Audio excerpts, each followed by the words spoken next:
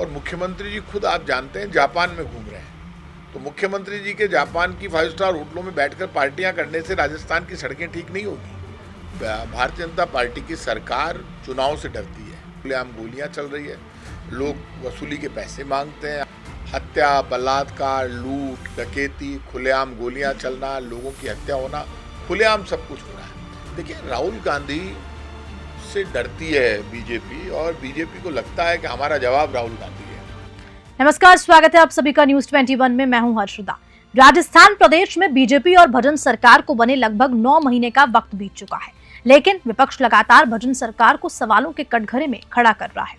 पूर्ववर्ती कांग्रेस सरकार के मंत्री प्रताप सिंह खाचरियावास एक बार फिर से भजन सरकार पर जमकर बरसते हुए नजर आए और कहा कि बीजेपी सरकार ने भ्रष्टाचार के 9 महीनों में सारे रिकॉर्ड्स तोड़ दिए।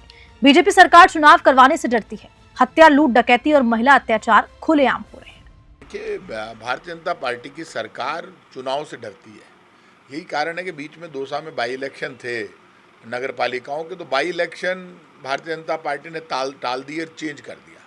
अभी पूरे राजस्थान में बीजेपी की हालत खराब है। जब से डबल इंजन की सरकार बनी है, राजस्थान में सरकार फेल हो गई, कानूनी व्यवस्था चौपट हो गई, खुलेआम गोलियां चल रही है, लोग वसूली के पैसे मांगते हैं। आपको पता है, एक एक दिन में 6-6 बच्चियों से रेप हो रहा है।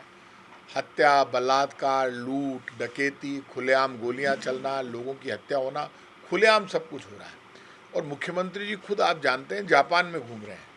तो मुख्यमंत्री जी के जापान की 5 स्टार होटलों में बैठकर पार्टियां करने से राजस्थान की सड़कें ठीक नहीं होगी। उनको 15 दिन अपना दौरा टालना चाहिए था, काम करना चाहिए था। और ये जो सारा माहौल राजस्थान में है, उसमें बीजेपी चुनाव से दूर भाग रही है, क्योंकि बीजेपी जानती है कि बीजेपी का जो झूठ, फरेब, धोखा अब सामने आ गया। विधानसभा, लोकसभा सब जीत लिया आपने राजस्थान में, हम हार गए, लेकिन बीजेपी की सरकार फेल है। देखिए, हमने उस वक्त ठीक समझा कि 2 निकाय बनाए जाएं, इसलिए हमने 2 निकाय बनाए। और इनको यदि लग रहा है कि वो 2 की जगह 1 करना है, तो ये करें। जब ये करेंगे तब हम हमारा पक्ष रखेंगे, क्योंकि दिक्कत ये हो गई कि ये जो निकाय वगैरह हैं, यहाँ पर छोड़कर इनको पहले ये झाबर सिंह जी खर्रा अच्छे आदमी हैं, मैं इनके फादर को भी जानता था, इनको अच्छे लोग हैं, लेकिन इनको स्पष्ट होना चाहिए। इनके मैंने 1-2 बयान सुने, मुख्यमंत्री करते रहते। आप मुख्यमंत्री से सीनियर नेता हो यार, बोला काम तो किया करो। जेडी और नगर निगम में जो भ्रष्टाचार है, जीरो टॉलरेंस की बात बीजेपी ने कही थी, पहले वो भ्रष्टाचार खत्म करना चाहिए। चुनाव तो आएंगे, हो जाएंगे, नहीं होंगे, निकाय 2 की जगह 1 कर देना, मत करना, ये भ्रष्टाचार तो खत्म करो। आपके 9 महीने के शासन में जितना भ्रष्टाचार हो, उसने सारे रिकॉर्ड तोड़ दिए। आपका कंट्रोल ही नहीं है नगर निगम और जेडीए में। पूरे राजस्थान की जितनी स्वायत्तशासी संस्थाएं, नगर निगम, नगर पालिका, वहाँ सरकारी जमीनों की खुर्द-बुर्द हो रही है। और मुख्यमंत्री के यहाँ पे ये ईसीडी डिपार्टमेंट वाले बेचारे अभियोजन स्वीकृति 500 पेंडिंग पड़ी है, वो करते ही नहीं है। जो अधिकारी जाए, जिसकी सहमति हो जाए मुख्यमंत्री सचिवालय में, उसकी तो होती नहीं है। सब लोग हाईकोर्ट जा के अभियोजन स्वीकृति करा रहे हैं। देखिए, राहुल गांधी से डरती है बीजेपी, और बीजेपी को लगता है कि हमारा जवाब राहुल गांधी है। और देश में जब चुनाव हुआ, तब कांग्रेस पार्टी ने कहा था कि संविधान का अपमान हो रहा है, संविधान के विपरीत संविधान को बदलकर बीजेपी आरक्षण खत्म करना चाहती है, बीजेपी धर्म के आधार पर टकराव खड़ा करना चाहती है। जब से राहुल गांधी ने कहा जातिगत जनगणना करवा लो, बीजेपी नाराज हो गई। तो गलत क्या कह दिया, करवा लो भाई साहब जातिगत जनगणना।